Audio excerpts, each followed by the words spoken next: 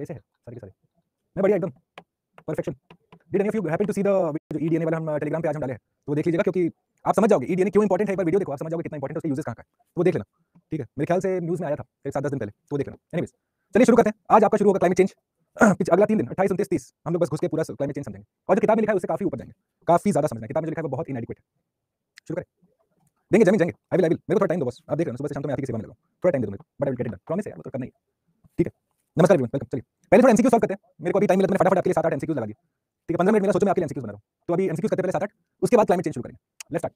चलो चलिए, आपको पता है मिस्टेक्स को आपको कैसे कैटेगराइज करना है फ्रेंड्स, तो वो आप करेंगे। ठीक है, मिस्टेक्स को कैसे कैटेगराइज करना है हम बताएं आपको।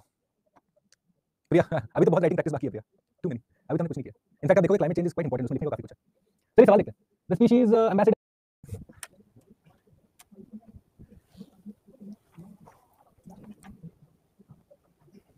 हाँ भाई, can you hear me guys? अब ठीक है, बताइए गाइस चैट पे। अब ठीक है, नाउ इज इट ओके? जो लोग एक बार रिलॉन्च कर लो everyone, I will just request you please go ahead and quickly relaunch, ठीक है, ताकि हम क्लास शुरू कर सकें। एक बार रिलॉन्च कर लो friends please. I will start from the first question. I will thank you. पहला सवाल, यस अब ठीक है, now all okay, all good, tension free है। चलिए सवाल लगाते हैं। लेट्स वेट इट, जिनको नहीं दिखा था सवाल, लेट्स वेट इट फ्रेंड्स। वालो वालो, ये तो अंडरस्टैंडेबल है ना। देखिए सवाल क्या पूछ रहा है, आइकन या सिंबल। करेक्ट, हमारा विकी कौशल एनिमल स्पीशीज वाला हमने डिस्कस किया था क्लास में, भाई एग्जांपल मैंने दिया था, मुझे याद भी है। करेक्ट, फ्लैगशिप स्पीशीज किसको समझा दिया आप ये सर? हमको भी नहीं पता आशिन, हम तो बोलते गए, अचानक देखा मैंने चैट दिखा, किसी को नहीं आ रहा है, दिख रहा था, मैं क्या करूं, मैंने कॉल फॉर हेल्प। अब ठीक है ना सब कुछ गाइस, अब शुरू करें ना। Elephant, tiger, rhino, red panda, snow leopard, घड़ियाल वड़ियाल भी इसमें आ जाएगा, प्रोजेक्ट घड़ियाल चल रहा है। चलिए नेक्स्ट क्वेश्चन, ये बताइए फ्रेंड्स, ये बताइए। मुझे नहीं पता सर, रवि आपको क्लास देखना चाहिए, हमने क्लास में एकदम बताया। आई am pretty sure environment class में ही मैंने यूज किया, कहीं यूज नहीं किया एग्जांपल अभी तक। समझा तो दो फर्स्ट वाला। अरे शुभम, फ्लैगशिप स्पीशीज किसको बोलते हैं? जिसके नाम पे आप कंजर्वेशन प्रोग्राम चलाते हो। फॉर एग्जांपल आप सोचिए project red panda, project tiger, WWF के आइकन पे वर्ल्ड वाइड, वो कुश्ती वाला नहीं, वो Rey Mysterio versus big show वाला नहीं, इधर वाला एनिमल वाला डब्ल्यूडब्ल्यूएफ। हां, उसमें क्या है, कौन सा आइकन है आपने देखा, किसका फोटो देखा, जायंट पांडा का देखा, सफेद वाला। तो जिनके नाम पे आप ये कंजर्वेशन प्रोग्राम चलाते हैं ना, कुछ एनिमल्स के चलते हैं ना, उनको हम कहते हैं फ्लैगशिप स्पीशीज। फॉर एग्जांपल आप सोचो, are all flagship species threatened? No, थोड़ी ना एलिफेंट मेरा थ्रेट पूरा भारी इंडेंजर्ड नहीं। राइनोसेरस मुझे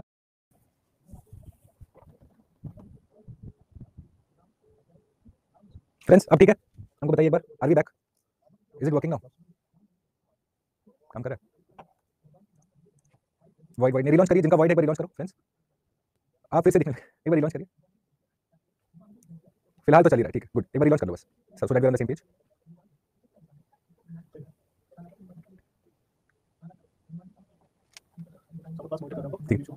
थैंक यू। ठीक है, शुरू करते ही फिर रुकना जाए, कोई टेंशन नहीं।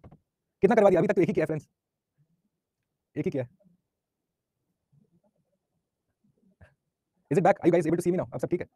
Is it okay now? Network issue कभी कभी चलता है, कभी कभी चलता है, कभी कभी हो जाता है। नेटवर्क तो किस पे, अब नेटवर्क के ऊपर किसका जोर? हाँ वही है, नेटवर्क कौन संभाल सकता है भाई। चलिए ये क्वेश्चन सबने देखा था, कंटिन्यू द फर्स्ट क्वेश्चन। हाँ शुरुआत से शुरू करेंगे फ्रेंड्स, डोंट वरी। ओह कॉस्ट, I did not know that, okay. Umbrella species नहीं, flagship species friends, flagship species.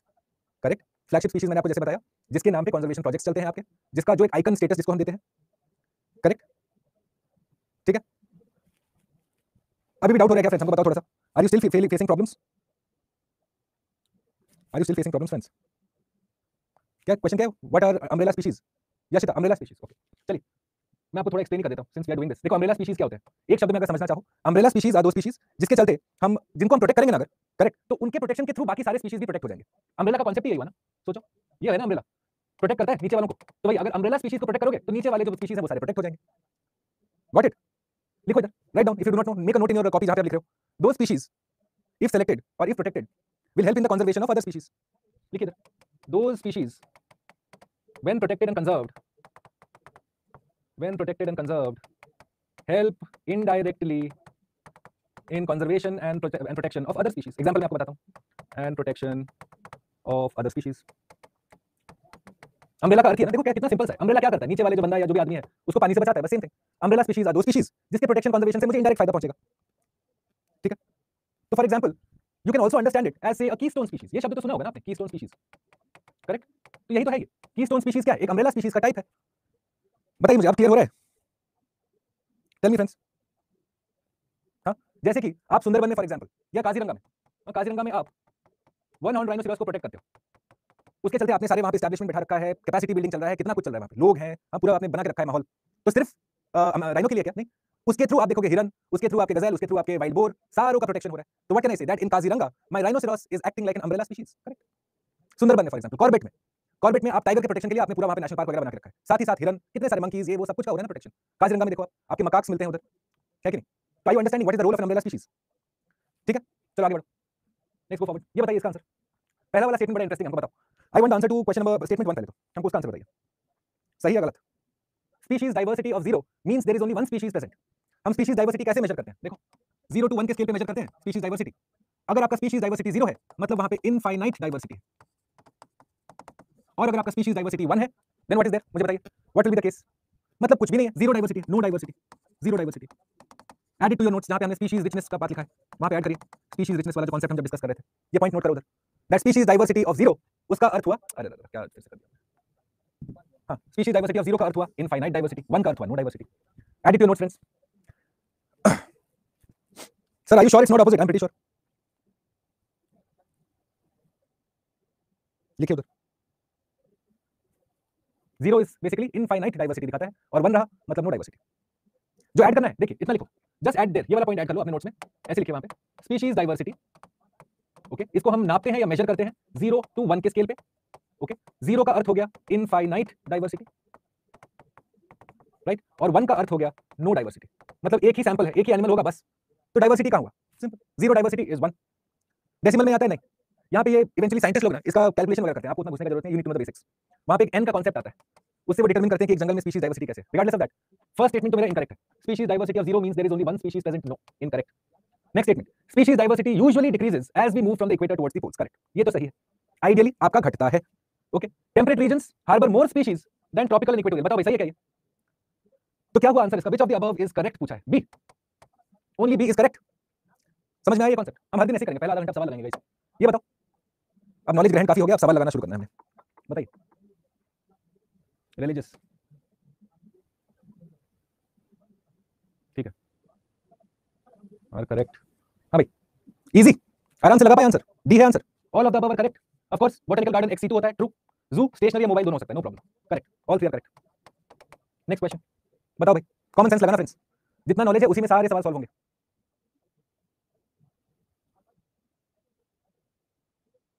याद करो हमने इंडियन राइनोसेरॉस का नाम क्या रखा था, थोड़ा उस पे जाना गाइस। इंडियन राइनोसेरॉस का साइंटिफिक नाम हमने क्या लिखा था? राइनोसेरॉस। मेरी नीस को क्या पसंद है आजकल? यूनिकॉर्निस। किसी का साइंटिफिक नेम अगर यूनिकॉर्निस है तो क्या मतलब होगा, ये सोचो। किसी का साइंटिफिक नेम अगर यूनिकॉर्निस है, हाँ, साइंटिस्ट लोग क्या पागल थे कि अगर उन्होंने ऐसा नाम रखा? मतलब क्या है कि यूनिकॉर्न जो एक सींग निकला होता है वो आपको मेल में भी मिलेगा, फीमेल में भी मिलेगा। याद आया? Horn only in male, no Drishti, horn only in male is incorrect. ये कॉमन हमें लगता है कि हॉर्न सिर्फ मेल में होता है, इनफैक्ट अब इंडियन राइनो में जाके देखोगे तो आपको कैसे याद रहेगा? आपको याद रखना है ये, इसलिए मैंने आपका नाम पहला चीज ये लिखा था ना, मैंने आपको ये भी बताया था कि यूनिकॉर्न क्यों बोलते हैं, क्योंकि एक सींग होता है, करेक्ट। तो मतलब क्या है, एक सिंगल हॉर्न दोनों मेल और फीमेल में मिलेगा, इज एब्सोल्युटली करेक्ट, कोई गलत नहीं इसमें। ये बताओ पहला वाला स्टेटमेंट, सोचो थोड़ा, वाइल्ड लाइफ प्रोटेक्शन एक्ट के अंदर हम क्यों सुमात्रा के राइनो का कंजर्वेशन डालेंगे जब हमारे यहाँ मिलता ही नहीं है? आपको तो पता है सुमात्रन राइनो हमारे यहाँ नहीं मिलता, जावन राइनो हमारे यहाँ नहीं मिलता, हमारे यहाँ जब मिलता ही नहीं है तो उसको हम क्यों डालेंगे वाइल्ड लाइफ प्रोटेक्शन एक्ट के अंदर? Botanical garden only for exotic species and other conservation of plants, correct. सोचो, कॉमन सेंस गाइस, आपको इतना मैंने ज्ञान दिया है कि इंडियन राइनोसेरॉस इंडिया में मिलता है, मैंने सुमात्रन का आपको सब नहीं पढ़ाया, तो सिंपल बात है, जो हमारे यहाँ नहीं मिलता उसको कैसे हम प्रोटेक्ट करने लगेंगे भाई? ये तो पागलपंती होगा ना, इनकरेक्ट। ये करेक्ट है, India, Nepal, Bhutan, Malaysia, Indonesia are the 5 rhino range regions, बढ़िया, तभी तो उनके यहाँ सुमात्रन और जावन और फलाना ढिमकाना मिलता है, करेक्ट। 2 एंड 3 कहां पे ऑप्शन? समझ रहे हैं कैसे क्वेश्चन अप्रोच करना है? आपको जो यहाँ पे नॉलेज है ना उसी से सारे सवाल सॉल्व होंगे, नया कुछ नहीं जानना है आपको। Okay, let's do the next one. बताइए फ्रेंड्स,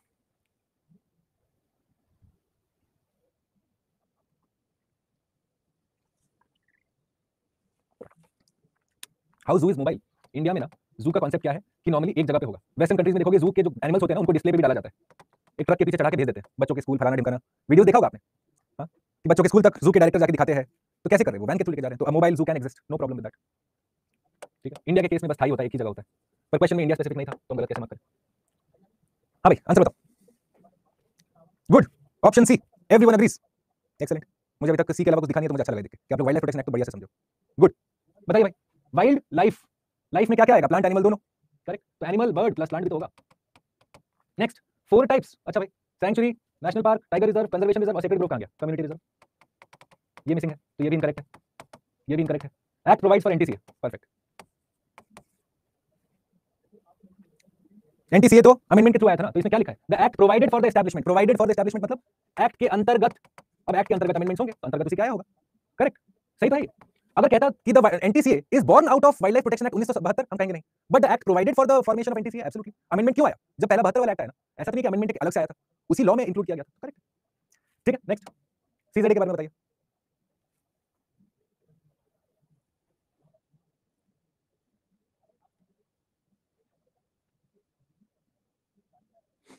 ये तो बहुत आसान है भाई, इजी है ये तो, जो लोग क्लास फॉलो कर रहे हैं उनको पता होगा, हमने इसको अभी तक छुआ तक नहीं है, एनवायरमेंटल प्रोटेक्शन एक्ट, जो मैंने आपको बताया कि हम सवाल के थ्रू करेंगे, हमने बस wild life protection act detail में किया है फिलहाल, बाकी सारी इंटरनेशनल कन्वेंशन छोड़ के, करेक्ट, तो इसके अंदर तो बना ही नहीं सकता, जब मैंने पढ़ाया नहीं तो बनेगा कैसे, बाकी दो सही है, 2 and 3 करेक्ट। देखो कैसे, कौन इजी से आराम से सॉल्व करोगे गाइस, नींद में भी सॉल्व करोगे, बताओ मेरे को, in which of the following regions of India salt water crocodile, देख लो ये जो मैंने आपको कहा था सवाल में, अगर ये मेंशन हो नेचुरली अकरिंग या नेचुरल हैबिटेट, वो याद रखना है आपको, नेचुरल और आर्टिफिशियल में फर्क होता है।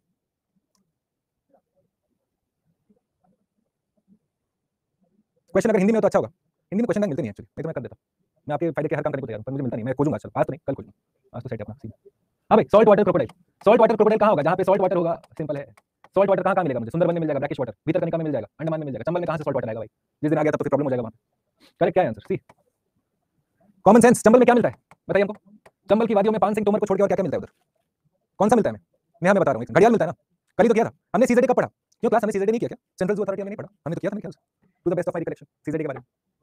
चलिए इसका कौन सा लाइन आपको चाहिए टेंशन में, यही तो है सीजेडी। अभी देखो फॉर एग्जांपल गाइस, कैसे करंट अफेयर्स कोरिलेट करना है, ये स्टेटमेंट ट्रू है ना, अभी रिसेंटली हमने क्या देखा, Padmaja Naidu Himalayan zoological park Darjeeling, यहाँ पे आए 2 साइबेरियन टाइगर, और बदले में हमने भेजा साइप्रस जू को रेड पांडा, क्या लगता है गाइस किस ऑर्गेनाइजेशन का रोल रहा होगा इसमें, सीजेडी रहा होगा कि नहीं रहा होगा, आपके एनिमल्स का ट्रांसफर हो रहा है एक जू से दूसरे जू, कौन डिसीजन मेकिंग अथॉरिटी होगा, सेंट्रल जू अथॉरिटी। आज के टाइम पे नंदनकानन जू में व्हाइट टाइगर भेज रहा है चेन्नई जू, कौन डिसीजन मेकिंग अथॉरिटी होगा, सेंट्रल जू अथॉरिटी, और कौन करेगा, एक नोडल एक फोकस ऑर्गेनाइजेशन चाहिए ना जो डिसीजन लेगा, बहुत बड़ा डिसीजन कौन लेता है, सीजेडी ऑफ कोर्स। देखो करंट अफेयर से कोरिलेट करना शुरू करो फ्रेंड्स, बताओ ये आखिरी सवाल है, उसके बाद शुरू करते हैं आज का, चलो हाय राम, ये गलत ना करना फ्रेंड्स प्लीज, दिल टूट जाए मेरा, गॉट इट ना नेहा, अरे कोई टेंशन नहीं, मैं बताता हूं, एनवायरनमेंट बहुत आसान है, आपको बस कॉन्सेप्ट क्लियर होने चाहिए, डन। हंगुल प्रोजेक्ट हंगुल हमारा कल का आखिरी टॉपिक था जाने से पहले, क्लियर, क्लाइमेट चेंज शुरू करें, shall we begin my friends, हमको बताओ क्वेश्चंस कितनों के सारे सही हुए, let me see your chats, कहां है आपके चैट्स, हो जाते हैं कितनों के सारे सही हुए, I got all correct, good, 1 wrong 2 wrong भी चलता है, नो प्रॉब्लम, जो गलत हुआ ना आप बस जाके उस टॉपिक को पढ़ो, दैट इज ऑल, ठीक है, जो गलत हुआ ये मत सोचो कि अरे गलत हो गया छोड़ो हटाओ, एक बार जाके क्लास खत्म होगा 15 मिनट बस देख डालो क्या चीज है, इजी हो जाता है गाइस। चलो शुरू करते हैं आज का कॉन्सेप्ट्स। अभी देखो क्लाइमेट चेंज का मेन मुद्दा जो होगा वो हम लोग करेंगे कल, आज करेंगे हम लोग वो सारे टर्म्स, फंडामेंटल टर्म्स जो आपको पता होना चाहिए, ठीक है, क्वेश्चंस बहुत रेगुलरली आते हैं इन पे, तो वो करते हैं, पहले लिखो थोड़ा क्योंकि आपकी बुक में हैप्पैज़ार्ड तरीके से दिया हुआ है, कुछ एक पेज पे दिया हुआ है, कुछ और कहीं दिया हुआ है, आदमी रिवाइज करने बैठे तो कैसे करे, ठीक है, तो पहले करते हैं इंपॉर्टेंट टर्म्स, ये लिखेंगे guys, important terms in climate change, कल करेंगे COP 28 वगैरह सब कुछ, important terms in climate change, okay. Number 1 सबसे पहला टर्म करते हैं कार्बन फुटप्रिंट,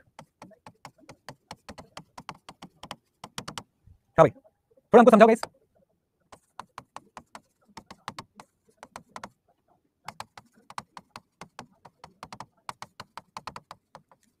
किसका कार्बन फुटप्रिंट ज्यादा है, Ananya no problems, you will revise Anchal, focus on the class now, your time for questions is over, now my time for questions has come, whatever is left I have assured you 100 times, nothing will be left behind, but you need to have trust on me, you can't be asking me every day sir ये topic कब करोगे, ये कब करोगे, वो कब करोगे, क्योंकि वो आपको यहाँ सेक्रेटरी गिरी नहीं करना है, अभी आप यहाँ पे स्टेनोगिरी बनने आए हो, आप एडमिनिस्ट्रेटर बनने आए हो, मेन मुद्दे पे फोकस करो, बताओ मुझे whose carbon footprint will be higher, Leonardo का, Taylor Swift, correct, Taylor Swift इनसे ज्यादा होगा फॉर श्योर, क्यों भाई इसका कार्बन फुटप्रिंट क्यों ज्यादा होगा, व्हाई क्या इसमें क्या खूबी है, इसका लाइफस्टाइल, ये जेट में घूमते हैं, इनके घर में सेंट्रल हीटिंग है, इनका गाड़ी फरारी बुगाती पोर्शा जो भी है, हाँ वो 1 लीटर में 200 मीटर चलती है, यहाँ पे हमारे दंतेवाड़ा में जो महिला है वो बस फायरवुड जला रही है ताकि शाम में खिचड़ी खिला सके अपने फैमिली को, तो कार्बन फुटप्रिंट का अर्थ क्या है कि वो सारे एक्टिविटीज एक इंडिविजुअल के या एक कंपनी के या एक कंट्री के जिससे आपके कार्बन एमिशंस हो रहे हैं, लकड़ी जलाते हो तो क्या होता है, कार्बन निकलता है, अगर आपको लग रहा है कार्बन क्या होता है भाई साहब, देखो कार्बन एक ऐसा चीज है जो हर ऑर्गेनिक चीज में पाया जाता है, आपके अंदर भी कार्बन है, मेरे अंदर भी कार्बन है, हमें जब फाइनली आग को समर्पित किया जाएगा तो हम जब जलेंगे तब उससे कार्बन निकलेगा, एमिशंस होंगी, समझ रहे हो, so carbon emissions either from a particular person, an organization, a body, a trust, a country, all of that is my carbon footprint, लिखिए इसको थोड़ा, चलो देखो फटाफट करेंगे आज, ये तो ऐसे फर्स्ट एग्जांपल था, आज एग्जांपल नहीं, आज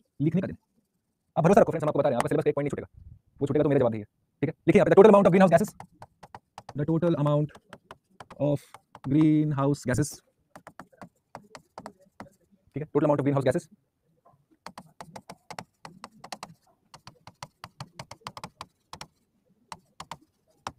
total amount of greenhouse gases primarily carbon dioxide that are emitted directly or indirectly, दोनों तरीके से होता है ये, directly or indirectly, okay, individual, organization, event और बॉडी।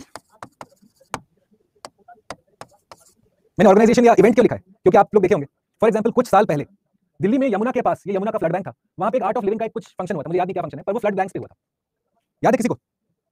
नैन्सी हमने लिखा है, लैग हो रहा है तो कोई बात नहीं, रिलॉन्च करिए ना, net should work now.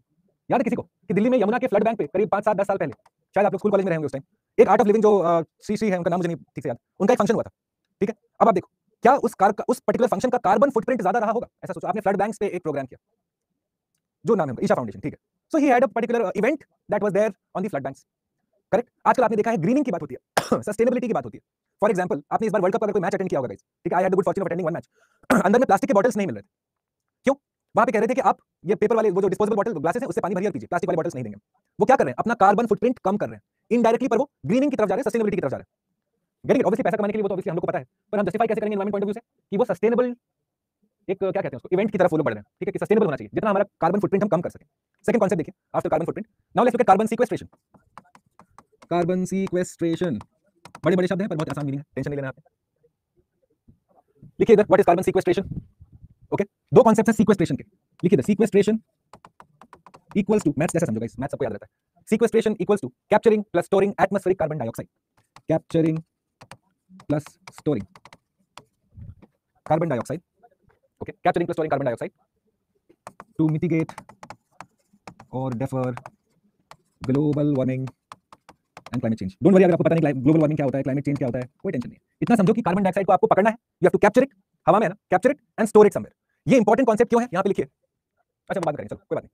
Capturing and storing carbon dioxide to mitigate or defer global warming and climate change, यहाँ पे एक पॉइंट लिख लो, note, refer to COP28 outcomes.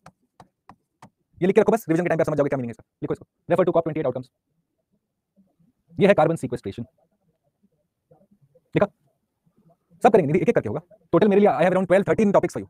Definition से पहले 1 घंटा गाइस, इन डेफिनेशंस के बगैर क्लाइमेट चेंज समझने जाओगे तो फिर वही बात है, कहां से कहां पैर कुछ समझ नहीं आएगा। Point number 3, let's go forward, जल्दी जल्दी लिखो फ्रेंड्स, स्पीड में ना हो पाई। नंबर 3, इसके बाद लिखिए आप कार्बन क्रेडिट्स।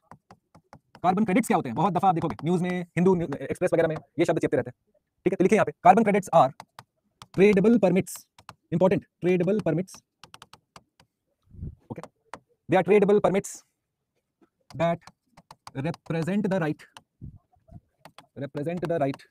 to emit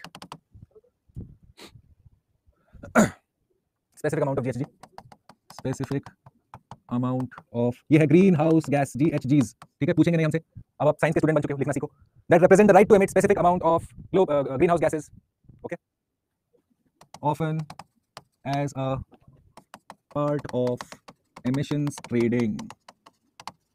लिखिए, फिर एग्जांपल हम आपको समझाएंगे जिसको हमको केस स्टडी के तौर पे भी समझना है। ये लिखिए पहले,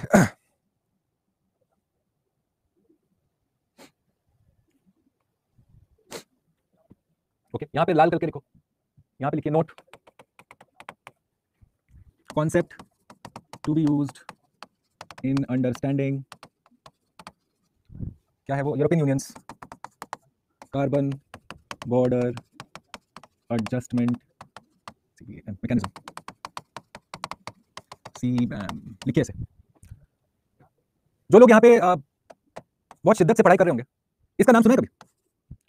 carbon border adjustment mechanism, CBAM, समझाते हैं? सुना है ना, करंट अफेयर्स में है, पूछो पूछो, current affairs, Hindu articles, correct. देखो अभी मैं कैसे आपको सब कुछ एक सीक्वेंस में समझाऊंगा ताकि आसान लगेगा।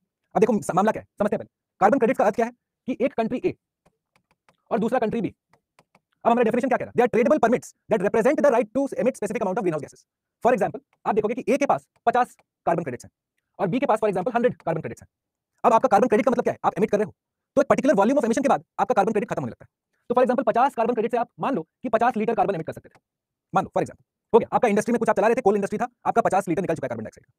तब अब क्या करोगे, आप थोड़ी ना जाके वो फैक्ट्री को बंद कर दोगे भाई, क्योंकि यहाँ फैक्ट्री से काफी कुछ जुड़ा है, पूरा इकोनॉमी जुड़ा है, लोग जुड़े हैं। तो क्या करेगा कंट्री ए जाएगा बी के पास, बोलेगा भाई सुन, तेरे पास 100 है, तुम्हें तो जरूरत है तुम्हारी इंडस्ट्री को बस 75 का, क्या तुम मुझे 25 दे सकते हो? तो भाई 25 यहाँ लेगा।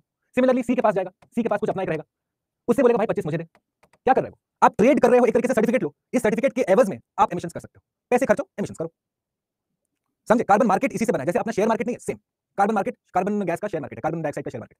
आपके पास कम हो गया, जाओ खरीद लो भाई, अगर नहीं खरीद सकते फैक्ट्री बंद करो। What will BNC get in this money? अभी देखो बी के फैक्ट्रीज को बस 75 चाहिए, इसके पास पेयर है 25 इसके पास पेयर है, तो वो तो हैप्पीली देगा ना कि हाँ भाई तू ले 25 क्रेडिट, कोई टेंशन नहीं, मेरे को तो ऐसे भी 75 का रिक्वायरमेंट है, मेरे फैक्ट्रीज को सब मिला के 70-72 में हो जाना है, लो 25, बदले में इतना फलाना पैसा दो।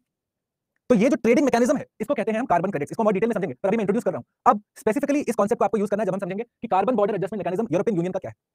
ठीक है, इससे देखोगे यूरोपियन यूनियन का एक तरीके से लॉस भी हो रहा है और इंडिया का फायदा भी छुपा है यूरोपियन यूनियन के स्टेप में, वो बहुत डिटेल में समझेंगे लेकर। आज पहले डेफिनेशन करते हैं। कॉन्सेप्ट क्लियर हुआ कार्बन क्रेडिट का कि इवेंचुअली आप वो हक ले रहे हो कि हम जाके और एमिट करें, तो उसके लिए आपने शेयर मार्केट तैयार किया, बस। ठीक है, आगे बढ़ो, डोंट वरी, अभी ये सारे और डिटेल में होने, अभी थोड़ी ना आपको डेफिनेशन लिखा के छोड़ देंगे, अब 10वीं के एग्जाम में थोड़ी ना जा रहे हो कि डेफिनेशन हो जाएगा तो हो जाएगा। चलिए आगे बढ़ते हैं, नंबर 4 तो लिखना है गाइस, लिख डालो। उसके बाद जो एक स्टूडेंट पूछ रहे थे कार्बन सिंक, कार्बन सिंक, एक सिंक तो होता है भाई, जैसे हमें बताया गया है रिजर्वोयर होता है ना, क्या कार्बन सिंक हमेशा नेचुरल होता है friends? Not understanding properly carbon credit, relax, I will tell you in detail. Are you understanding carbon credits is to do with sharing certificates to earn the right to emit more, बस और कुछ नहीं।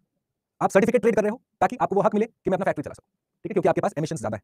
अच्छा, carbon sink दो तरह के होते हैं, एक होता है नेचुरल कार्बन सिंक, एक होता है आर्टिफिशियल कार्बन सिंक। तो लिखिए पहले, दो तरह के होते हैं, natural plus artificial. For example आपने सुना होगा कि ocean is a natural carbon sink, ocean acts as a reservoir of carbon dioxide. Geography अगर पढ़ा होगा तो याद होगा, नहीं पढ़ा होगा तो फिर मैं क्या करूंगा। यश राज करेंगे बाबू, थोड़ा सा ध्यान। कोई 6 साल पुराना, कम कहां कर रहे हैं आप, अगर आप मान लो 16 साल पुराना गाड़ी चला रहे हो डीजल का, तो उसका कार्बन फुटप्रिंट बहुत ज्यादा है रादर देन से 1 ईयर ओल्ड डीजल गाड़ी। करेक्ट, टेक्नोलॉजी ज्यादा डेवलप हो रहा है, इसलिए तो भारत स्टेज 6 तक हम पहुंच गए। अब 15-20 साल पुराना गाड़ी जो विंटेज गाड़ी है, काहे का भारत स्टेज, उसमें तो भारत स्टेज नहीं आया था। करेक्ट, BS6 एमिशन नॉर्म्स जो है, चलिए लिखिए इसको पहले, let's do it one by one, let's not get confused. Carbon sink natural plus artificial तरीके के होते हैं, ठीक है। They are reservoirs that absorb, जो एक सिंक का प्रॉपर्टी है, दे आर रिजर्वोयर्स, ऐसे समझो बांध जैसे हैं ये, हां स्टोरेज है इनका, that absorb more carbon dioxide than they release. Sense यही है, कार्बन सिंक का सबसे मेन क्राइटेरिया यही है कि वो अब्सॉर्ब ज्यादा करना चाहिए, तभी वो सिंक कहलाएगा। ठीक है, एग्जांपल के तौर पे लिखिए, एग्जांपल के तौर पे ओशंस, फॉरेस्ट्स, करेक्ट, ठीक है, ये है हमारे carbon sink. Amazon rainforest, lungs of the earth कहते हैं उनको। Does ocean provide more oxygen to trees? How can it so? लक्ष्य, how can it so?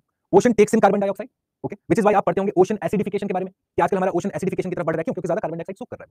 ठीक है, trees obviously are the primary source of oxygen on earth, okay. Number 5, चलो, number 5, next term. Now let's write about carbon net zero, बाद में करते हैं, पहले करेंगे carbon neutrality। चलिए, carbon neutrality। हाँ गाइस, अब बताओ उनको, जो स्टूडेंट्स सीरियस वाले हैं, जो हिंदू एक्सप्रेस एकदम ऐसा डेली पढ़ रहे हैं, कार्बन न्यूट्रलिटी क्या होता है? मुझे रिलेशनशिप बताइए between carbon neutrality and net zero emissions. कौन सा कॉज है, कौन सा इफेक्ट है, हमको ये बताओ पहले, क्योंकि यूपीएससी यही चेक करेगा आपका केस। मैं ध्यान से बता रहा हूं आपको, कौन सा कॉज है, कौन सा इफेक्ट है, हमको बताइए। अच्छा लिखे नहीं क्या आप लोग? लिखो, सॉरी, थोड़ा जल्दी लिखो फ्रेंड्स, जैसे जैसे मैं लिखते जा रहा हूं आप लोग लिखते चलो। Carbon neutrality is the cause, correct Inayat, बहुत बढ़िया। Balance between emissions, correct. Net zero effect, बहुत बढ़िया, एक्सीलेंट। अगर ये क्लास में से कुछ लड़कों का और लड़कियों का अंडरस्टैंडिंग, मतलब आप लोग सही रास्ते पे हो, गुड। ठीक है, आप लोग एटलीस्ट न्यूज़पेपर ऐसे विदाउट समझे नहीं पड़ेगा, थोड़ा तो आइडिया है, गुड। लिख लो गाइस, थोड़ा आगे बढ़ते please, I am pumped for this class, I have to finish this all. लिखो इधर कार्बन न्यूट्रलिटी में सबसे पहले, कार्बन न्यूट्रलिटी लिखिए, achieving a balance, simply put, अगर मैं एक शब्द में समझाऊं, achieving a balance, achieving a balance between carbon emitted and carbon emitted, okay. ये कार्बन से हटा, बेटर कर लो, कार्बन की जगह GHGs लिख लो, between GHGs emitted and removed from the atmosphere. ठीक है, एग्जांपल के तौर पे लिखिए यहाँ पे, एग्जांपल के तौर पे लिखिए यहाँ पे, carbon neutrality cause leads to net zero emissions, ये है इफेक्ट। COP28 जिन लोगों ने फॉलो किया था फ्रेंड्स, उसमें अगर आपने ध्यान से पढ़ा होगा, या मैंने वीडियो भी बनाया था, वो भी अगर देखा होगा, कुछ भी किया होगा, थोड़ा भी ज्ञान अर्जन किया होगा, तो आपको पता होगा कि वहां पे कोल को लेके काफी जद्दोजहद हुई। COP28 Dubai, United Arab Emirates, वहां पे कोल को लेके काफी जद्दोजहद हुई और इवेंचुअली डिसाइड किया गया कि कोल को हम फेज डाउन करेंगे या फेज आउट करेंगे, हमको बताइए, जिनको पता है बताओ, फेज डाउन या फेज आउट। हम कोल को फेज डाउन करेंगे और साथ ही साथ हम करेंगे इसका कार्बन सीक्वेस्ट्रेशन। सीक्वेस्ट्रेशन मतलब क्या? आप स्टोर करोगे, कैप्चर करोगे और स्टोर करोगे, समझ रहे हो? आप जाके अपना कोल का जला सकते हो, go ahead, burn coal, as long as you capture the carbon dioxide and store it, which means what? They want the coal industry to be carbon neutral. Can I say this? Can I say this? That at COP28 they pledged carbon neutrality for coal. समझ रहे हो? जितना आप gas छोड़ रहे हो, उतना gas को आपको वापस से पकड़ के स्टोर करना है, एटमॉस्फेयर में कुछ नहीं रहना चाहिए। वही है fundamental concept of neutrality, carbon neutrality, right? Let's go forward, don't worry, ये सारे शब्द हम फ्रीक्वेंटली यूज करेंगे, इसलिए हम लिखा रहे हैं पहले, नहीं तो बाद में कैसे क्लास के बीच में समझाते फिरूंगा ये। चलिए, कार्बन न्यूट्रलिटी हो गया, नेक्स्ट लिखिए। After that you right about, चलो कार्बन ट्रेडिंग लिख लो, जिनको लग रहा था कि वो थोड़ा सा डिफिकल्ट कॉन्सेप्ट है, let's write about this, carbon trading. Carbon trading, ठीक है, simple, buying and selling of what? क्या होगा गाइस? कार्बन ट्रेडिंग में हम क्या बेच रहे हैं? In order to reduce GHG emissions, क्या बेच रहे हैं? Carbon credits. कार्बन क्रेडिट्स बेच रहे हैं, गुड, यही तो है कार्बन ट्रेडिंग। कार्बन क्रेडिट्स को सेल करना या बाय करना, इसको कहते हैं carbon trading. Number 7, number 7, now right about triple CS which is carbon capture and storage. इसको हम कहते हैं CCS तरीका, हाँ, कार्बन कैप्चर एंड स्टोरेज। ठीक है, इसमें लिखिए यहाँ पे द टेक्नोलॉजी दैट, पहले कैप्चर है, captures, the technology that captures carbon dioxide emissions from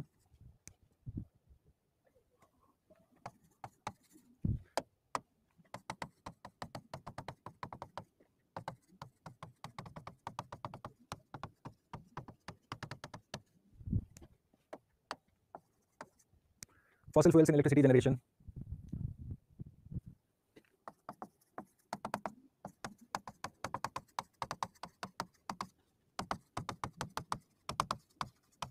लिखिए, कॉज इफेक्ट नहीं ऋषभ करेंगे अभी तो पहले ये समझो कि कार्बन न्यूट्रल होने से ही आप नेट जीरो की तरफ जाओगे। अगर आप अपना कार्बन एमिशंस को माप रहे हो ना पर डे बेसिस पे कि हाँ भाई मैं इतना कार्बन रिलीज करता हूँ और इतना कार्बन को मैं वापस कैप्चर कर रहा हूँ, तो आप क्या है, you are heading towards net zero emissions, मतलब एज एन इंडिविजुअल आपका लायबिलिटी जीरो हो जाता है। अभी क्या है, हम लोग का लायबिलिटी 100% है, हम लोग बस रिलीज कर रहे हैं, पर्सनल बेसिस पे हम लोग कहीं कार्बन कैप्चर नहीं कर पा रहे, स्टोर नहीं कर पा रहे, करेक्ट, तो हमारा कार्बन लायबिलिटी ज्यादा है। इसको लिखिए carbon capture and storage, the technology that captures CO2 emissions more specifically from the use of fossil fuels in electricity generation. आपके जो थर्मल पावर प्लांट है, कोल बेस्ड पावर प्लांट जो होते हैं, use of petrol, use of diesel, all of that is essentially the part of carbon capture and storage only and only if you are able to store it underground reservoirs में इसको capture करके रखना है ताकि again emissions नहीं हो, atmosphere में नहीं जाना चाहिए। अगर खर्चा कर भी रहे हो ना, अगर कार्बन डाइऑक्साइड एमिट भी कर रहे हो अपने एक्टिविटीज के थ्रू, तो उसको आपको बस वापस से पकड़ के स्टोर करना है, एटमॉस्फेयर में नहीं जाना चाहिए। क्यों नहीं जाना चाहिए वो भी हम समझेंगे, उसमें हीट बजट का थोड़ा सा नॉलेज काम आएगा आपका ज्योग्राफी का। CCS भी न्यूज में था गाइस, डोंट वरी, अभी सारों का न्यूज में देखेंगे। स्टोर करके क्या करते हैं वो भी हम आपको बताएंगे, अभी के लिए इतना समझो बस। All of it will come at the right time friends. Number 8 लिखो, नोट्स ऐसे बनाओ कि आप पढ़ने लायक हो। नंबर 8, अब इसके बाद लिखिए जो सारे आपको, अच्छा, how many of you are aware of say the different colour coding. I think एक दो स्टूडेंट्स ने कहा भी वहां पे कि ब्लैक कार्बन, ग्रीन कार्बन बता दो सर, कितनों को पता है ये सारा कुछ पता है? I haven't written it yet, please write it, लिखो लिखो। उसके बाद लिखते हैं, चलिए नेक्स्ट लिखिए, ठीक है अभी करते हैं, डन। नेक्स्ट लिखिए नंबर 8, जल्दी से लिखो फ्रेंड्स, लेट्स गो फॉरवर्ड, 7:30 होने वाले ऑलरेडी, माय गॉड क्या टाइम भागता है यार। आप लोग का क्लास पढ़ाने में मतलब इतना जल्दी टाइम जाता है ना, पता ही नहीं चलता।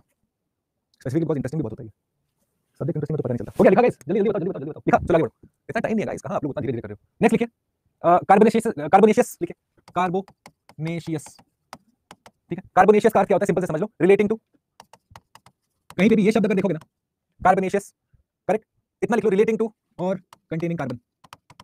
इसी से एक शब्द जो हिंदू और एक्सप्रेस हमेशा डेली, उनके एडिटर्स को शायद वही टॉपिक अच्छे से पता है, वो हमेशा लिखेंगे इसके बारे में, कार्बोनेशियस एरोसॉल्स। एरोसॉल्स क्या होते हैं, we will also understand, but what are carbonaceous aerosols friends, क्या लगता है, क्या लगता है, लिखिए, small droplets containing carbon, small droplets containing carbon, small droplets containing carbon that are released due to air pollution, due to air pollution, ठीक है। Number 10 लिखो, एरोसॉल्स भी हम आपको बताएंगे जब एयर पोल्यूशन करेंगे, दीज आर एक्सेप्शनली छोटे छोटे ड्रॉपलेट्स होते हैं, इनका इफेक्ट बहुत ही खराब होता है, specially for the Himalayan region, ठीक है, हम डिस्कस करेंगे वो भी। नेक्स्ट लिखिए कार्बन साइकिल, ये तो पता होना चाहिए, मैं ये बताऊंगा नहीं, आई एम श्योर ये आपको पता होगा कार्बन साइकिल क्या होता है, ज्योग्राफी का कॉन्सेप्ट है, हमने शायद अपने न्यूट्रिएंट साइक्लिंग जब हम किए थे यहाँ पे, बायो जियोकेमिकल साइकिल्स, उसमें किया था ना ये, हाँ लिखिए, नेचुरल प्रोसेस, लिख लो, natural process in which carbon is, लिखिए carbon cycle, natural process in which carbon is, let's say exchanged, exchange is a better word, exchanged among biosphere, atmosphere,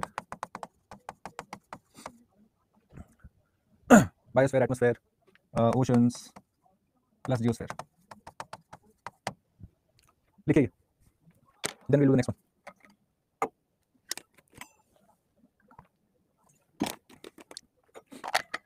lakes and other water bodies ना वो छोटे होते हैं, they very small in size. Plus point number 8, अरे ये शब्द कहीं भी देखो ना, कार्बोनेशियस, सिंपल समझ लो, वो कह रहा है कि वो पर्टिकुलर कोई भी शब्द होगा, कार्बोनेशियस एल्गोरिथम, कैल्बोनेशियस एरोसॉल, कार्बोनेशियस का अर्थ होता है कि उसमें carbon, containing carbon, aerosol containing carbon.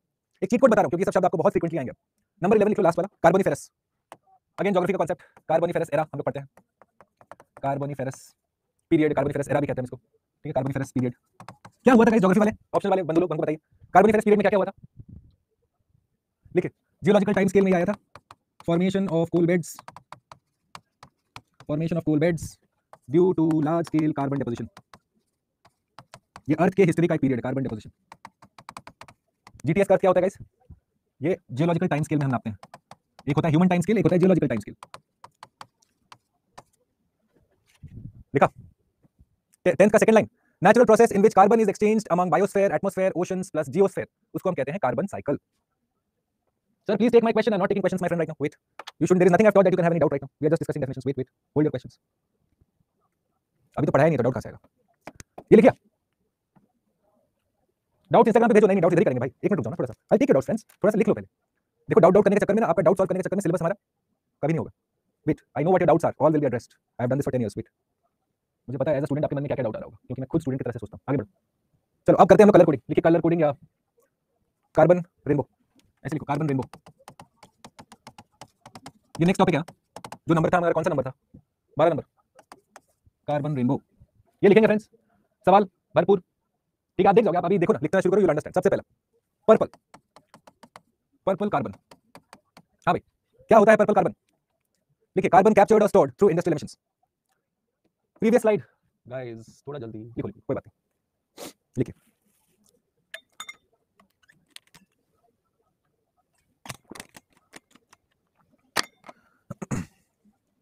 Done friends. Sir, what is written after formation in point 11?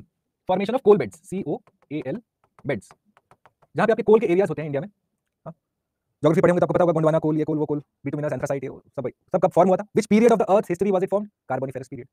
Large scale carbon deposition देखा गया था. क्यों, क्या, वो सब मत पूछिए, वो ज्योग्राफी का है. वो ज्योग्राफी के बुक्स में बहुत अच्छे से मेंशन है एनसीईआरटी में. आगे बढ़ो. लिखा गाइस, आगे बढ़े अब. Geography concept. चलो नेक्स्ट.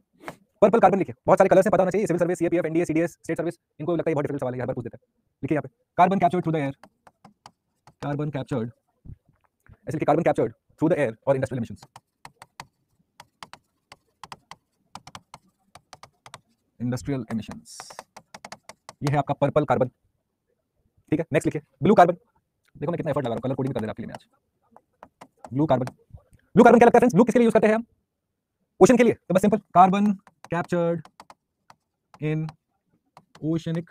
लिखिए ऐसा, carbon captured in oceanic plants and sediments.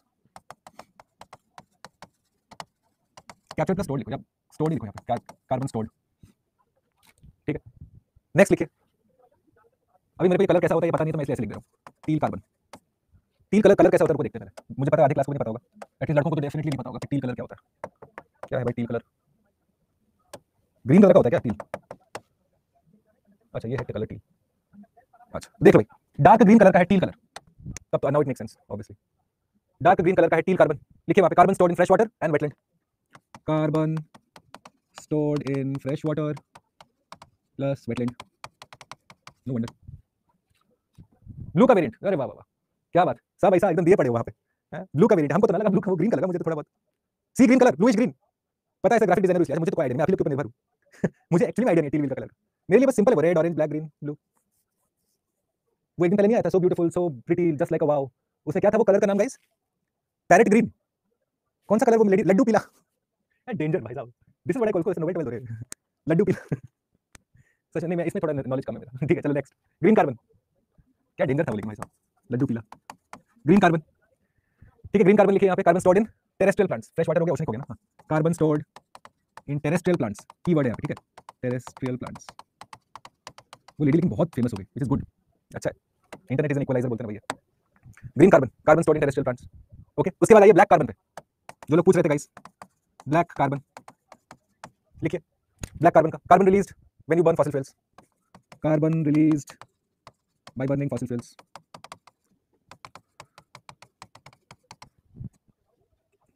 Okay, next करिए ग्रे कार्बन. अब ग्रे कलर तो है नहीं इधर, चलो इसी से लिखते हैं. Grey carbon. ग्रे कार्बन लिखे यहाँ पे.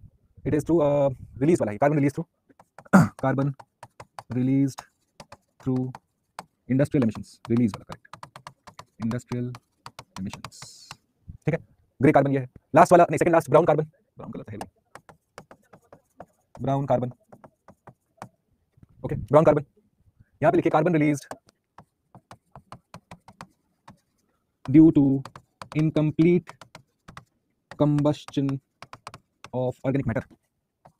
Organic matter. कौन सा बचा? Purple, blue, teal, green, grey, black, brown. Red carbon तो क्या नहीं है. Last but not the least यहाँ पे कर दे रहा हूँ, मैं लिख दे रहा हूँ. Red carbon. I am getting old, पता नहीं जो पाएंगे. Red carbon. देखिए यहाँ पे carbon released okay, carbon release snow पे होता है, ठीक है, through particles on snow and ice, through particles on snow and ice that reduce albedo. Albedo का पता है आपको, रिफ्लेक्टिव कैपेबिलिटी। आपको पता है कि हमारा एल्बिडो हाईएस्ट रहता है पोल्स पे। एल्बिडो का कॉन्सेप्ट तो पता होगा ना गाइस, ज्योग्राफी का कॉन्सेप्ट। एल्बिडो स्नो का हाईएस्ट होता है। तो स्नो पे क्या होता है इवेंचुअली, सर्टेन पार्टिकल्स जिसको हम कहेंगे सूट, सूट जो कि दूसरा नाम है ब्लैक कार्बन का, लिख लो यहाँ पे, ब्लैक कार्बन का दूसरा नाम ही है सूट। मैं आपको फोटोज भी दिखाऊंगा इसके, डोंट वरी, SOOT। ये सूट का एक्यूमुलेशन होता है स्नो के ऊपर, ठीक है। And then after the accumulation जो ब्रेकडाउन होता है ना, उसमें देखते हो कि ब्लैक कार्बन रेड कार्बन की तरह काम करता है, उसका एल्बिडो कम कर देता है। सोचो ना, ऐसा व्हाइट तरह का आपका ये है, उस पे आपका काला कार्बन आके चिपक गया, उसके चलते जो रिफ्लेक्टिव कैपेबिलिटी थी वो कम हो जाता है, तो रेड कार्बन वहां पे रिलीज होता है। Okay, these are the primary colours more or less that you should be aware of. Got it? It should be white carbon. कौन सा व्हाइट कार्बन होना चाहिए? ग्रे में सिर्फ रिलीज है, पर्पल में कैप्चर है। डिफरेंस है ना, देखिए ध्यान से। Is there not a difference between purple carbon and grey carbon, even दो दोनों में हम एमिशंस की बात कर रहे हैं, ठीक है। चलो, व्हाइट कार्बन जो लोग पूछ रहे हो ना, वो कार्बन कलर कोडिंग में नहीं आता है, वो सिलिकॉन डाइऑक्साइड का एक प्रॉपर्टी है, that is not a part of carbon proper. GREY grey, वो दोनों चलता है। अमेरिकन इंग्लिश में AY होता है, यूके इंग्लिश में EY होता है। 8 कलर्स देन हाउ रेनबो? ये तो बड़ा फंडामेंटल क्वेश्चन पूछ लिया आपने। 1 2 3 4 5 6 7 8, आई am not missed any colour. White carbon तो सल्फर डाइऑक्साइड होता है, सिलिकॉन का होता है, sorry. What have I missed? What have I missed? ऐसा क्यों सर? सूट मींस, सूट होता है जो लोग सिगरेट पीते होंगे, उनके लंग्स पे एक परत देखा होगा आपने, कभी देखा होगा ना, डॉक्टर लोग दिखाते रहते हैं कि जो सुट्टा मारते हैं उनके लंग्स पे काला काला का परत बैठ जाता है, तो दैट परत is what? Black carbon that has accumulated. Incomplete burning के चलते सूट फॉर्मेशन होता है। स्मोकिंग, डीडी नेशनल एड, वो मूवीज के पहले दिखाता था वो एक करके ऐसा, पर वो बाद में जिंदा निकला, बाय द वे, बाद में जिंदा निकला था बंदा। एनीवेज, चलिए let's move forward now that you have done this. अब चलो, अब शुरू करते हैं क्लाइमेट चेंज। अब सारे हमारे टर्म्स मोरलेस हो गए, कुछ होगा तो मैं आपको ऐड कर दूंगा, थोड़ा जगह छोड़ दो, लीव हाफ अ पेज। अगर कुछ छोटा छोटा होगा मोर इंपॉर्टेंट कॉन्सेप्ट्स तो हम आपको दिखा देंगे वहीं पे ऑन द स्पॉट, पर इस लिस्ट को अलग से प्रिपेयर करके रखेंगे फ्रेंड्स, ठीक है? चले, मुबारक को कैंसर हुआ है, क्या बात? सर रिड्यूस के बाद क्या है? अरे कौन सा रिड्यूस, कौन सा reduce friends? Reduce albedo, albedo, albedo, ALBEDO, geography, NCERT खोलिए फ्रेंड्स। अगर एल्बिडो शब्द पहला बार सुन रहे हैं ना, तो पहले तो ज्योग्राफी पढ़िए। हम पहली क्लास से आपको बता रहे हैं, ज्योग्राफी के पढ़े बगैर एनवायरमेंट समझना इज बेवकूफी, नहीं कर पाओगे आप। ओके, चलो एक काम करो, 7:25 हुआ ना, take a break, let's reconvene at 7:30 PM। उसके बाद हम शुरू करेंगे क्लाइमेट चेंज का। देखिए अभी भूमिका बांधने में 1 घंटा चला जाता है यहाँ पे। टेक अ ब्रेक, जल्दी से जाइए, चाय वाय कॉफी जो है अपना फटाफट छेती छेती लेके आइए। अतुल कुमार जी कोई है क्या यहाँ पे इस क्लास में? नहीं मैं पढ़ा नहीं रहा, अतुल कुमार जी कोई है क्या क्लास में? बनाओ बनाओ चाय बनाओ, मेरे लिए बनाओ। Anyone who is here called Atul Kumar? Atul Kumar, you have a doubt? हमको इन्फॉर्मेशन आया आपके कोर्स कोऑर्डिनेटर से, क्या डाउट है आपको? पूछिए पूछिए। 35 चलो 7:35। I am not taking doubts in break, I am just speaking to Atul. Class के बाद गाइस आज 10 मिनट जो डाउट्स हैं मैं करूंगा। वैसे आपके लिए मैं एक स्पेसिफिक डाउट क्लास प्लान करके रखा हूं, भरोसा रखो गाइस, ऐसे आपको थोड़ी ना विदाउट डाउट्स एड्रेस के छोड़ देंगे। आपके लिए हम एक स्पेसिफिक डाउट क्लास पूरा प्लान करके रखें जहां पे सिर्फ 3 घंटे आपके डाउट्स लेंगे। लक्ष्य भाई थैंक्स।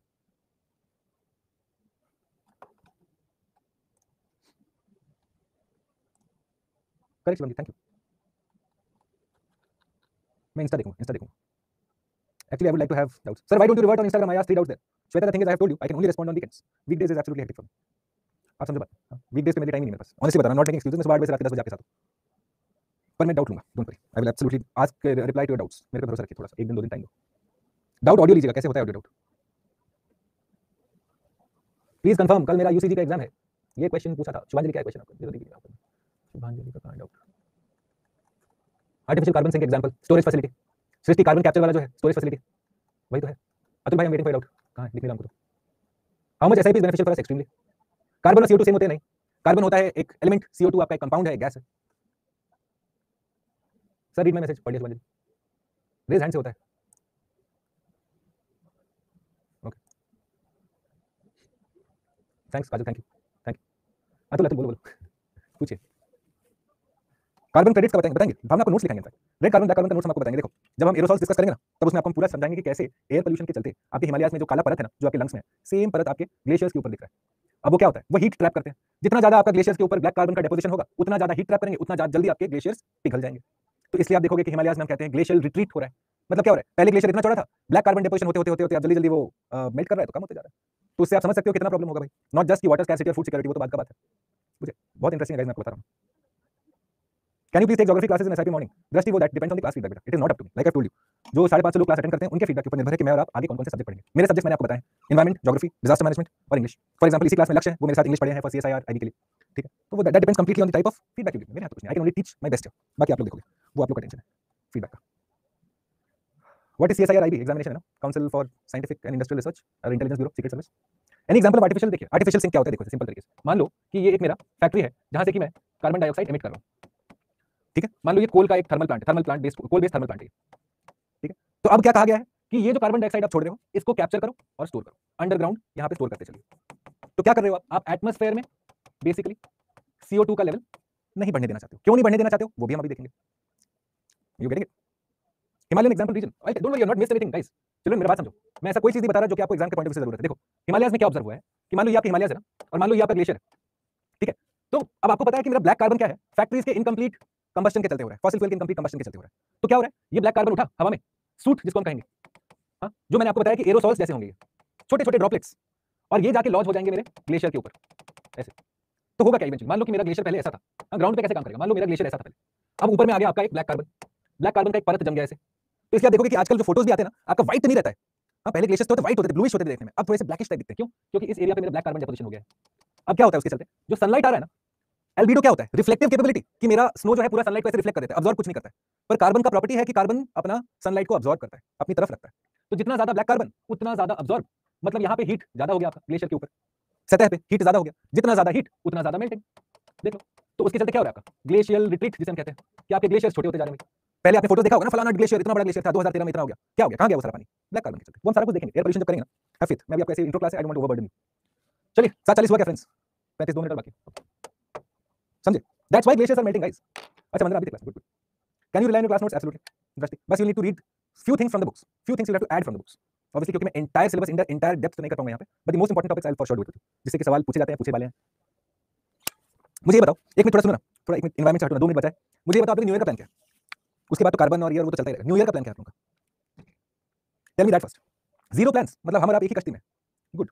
तो मतलब क्या 31 को क्लास कर सकते हैं क्या? सुसाइड ऐसे मत बोलो, ऐसे मत बोलो, that is not a thing to joke about, you are precious my friend, बेवकूफ हो गए but you are important to someone, suicide मत बोलो। और बेवकूफ से इंटेलिजेंट का जो डिस्टेंस है वो यहाँ आप मेरे साथ नापेंगे। I will drown in my sorrow, हां that is allowed, drowning in the sorrow is allowed, वो तो क्या है, drowning in the sorrow is good, कभी कभी ऐसा होना चाहिए कि अरे, पर वो सब मत सोचो। यंग लड़के लड़कियां गाइस, आप लोग देश चलाओगे, हमारा टाइम तो गया, जिनका अटेम्प्ट ओवर उनका टाइम गया, अब आपका टाइम आया है, तोड़ के पढ़ो, ये मत सोचो सुसाइड विसाइड, कोई प्रॉब्लम हो ना उस तरह का हमको बात करो, सीधा मैसेज करो, प्रायोरिटी में लिखो, हम आपको क्लास छोड़ के हम आपसे बात करेंगे, वो सब मत सोचो कभी, because I have lost someone very close to that and I can tell you कि वो पर्सन तो नहीं है यहाँ पे, पर वो जो बाकियों के ऊपर एक स्कार छोड़ के जाता है ना, वो जिंदगी भर नहीं जाता, इसलिए वो सब मत सोचो, पढ़ाई करो तोड़ के, समझे? इस पॉइंट टेंपल पढ़ना, हाँ जाओ, काफी का खाना वाना खा के आओ, मस्त मस्त जाओ, टेंपल जाओ, मस्जिद जाओ, जहाँ जो आपका फेथ है वो एंजॉय, एक शाम दो भगवान को भी, बाकी शाम तो पार्टी करते हैं हम लोग। शुरू करें क्या फ्रेंड्स, थोड़ा आज इंपॉर्टेंट है, नहीं तो मैं आपके साथ बात करता, मैं जानता हूँ आपके ऊपर क्या प्रेशर होता है, both boys and girls, I know the type of pressure that comes. शुरू करते हैं चलिए।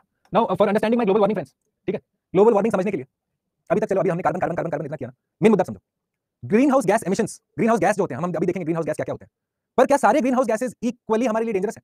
नहीं, ठीक है, सबसे पहला चीज, all greenhouse gases are not equally dangerous for us, no ways, okay. तो आप कैसे डिसाइड करते हो कि कौन ज्यादा डेंजरस है, कौन कम डेंजरस है, ठीक है, किसकी आयु या अवधि ज्यादा है?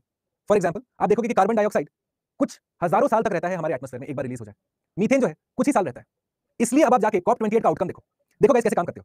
COP28 में अब कैसे लोगों को बेवकूफ बनाया जाता है वो देखो थोड़ा, अब आप लोग इंटेलिजेंट पॉलिसी समझ रहे हो ना, तो आपके साथ कन्वर्सेशन हम कर सकते हैं, नहीं तो ऐसे बिगिनर के साथ करेंगे तो उसको लगेगा कि शो ऑफ कर रहा है, पर आप देखो COP28 में ये लोग जाके मीथेन को लेके काफी बड़े स्टेप्स लिए, ठीक है, पब्लिसिटी नहीं मिला इसको ज्यादा, पर मीथेन को लेके भी कुछ स्टेप्स हुए, क्या हुए हम लिखेंगे पॉइंट बाय पॉइंट, पर आप देखोगे क्यों, क्योंकि मीथेन का global warming potential plus time in the atmosphere बहुत ज्यादा कम है, ठीक है, as compare to carbon dioxide. तुमको बस जानना है कि कौन ज्यादा हार्मफुल है, ठीक है, अभी लिखना नहीं है गाइस, अभी बस समझो कि not all greenhouse gases behave in the same manner, no ways. तो हम किस बेसिस पे डिसाइड करते हैं कि कौन सा ग्रीन हाउस गैस ज्यादा हार्मफुल है? तो उसके लिए कॉन्सेप्ट है, और प्लीज लिखेंगे क्योंकि आपकी किताबों में आई डाउट हाईली डाउट कि कोई ऐसा लिखा होगा, the concept of global warming potential. ये ज्योग्राफी में शायद लिखा हो तो लिखा हो, नहीं तो एनवायरमेंट में नॉर्मली लिखना भूल जाते हैं सारे बड़े बड़े पब्लिशर्स, राइटर्स, जिनके अमेज़न पे से 10-10 हजार किताब बिक चुके हैं। ग्लोबल वार्मिंग पोटेंशियल हम देखेंगे, ठीक है, what is global warming potential, पहले देखो, लिखो गाइस, हम डाउट्स देंगे, what is global warming potential, जिसको कहते हैं GWP, ठीक है, इंपॉर्टेंट कॉन्सेप्ट है, ध्यान से सुनना, the heat absorbed by any greenhouse gas, ठीक है, लिखिए ऐसे, the heat absorbed by any greenhouse gas, GHG होगा, एस नहीं होगा, bye any greenhouse gas expressed as a multiple of the heat absorbed, देखिए, expressed as a multiple of the heat absorbed by the same mass of carbon dioxide, of the heat absorbed by the same mass of carbon dioxide। For example समझने के लिए पहले लिख लो फिर मैं समझाता हूं,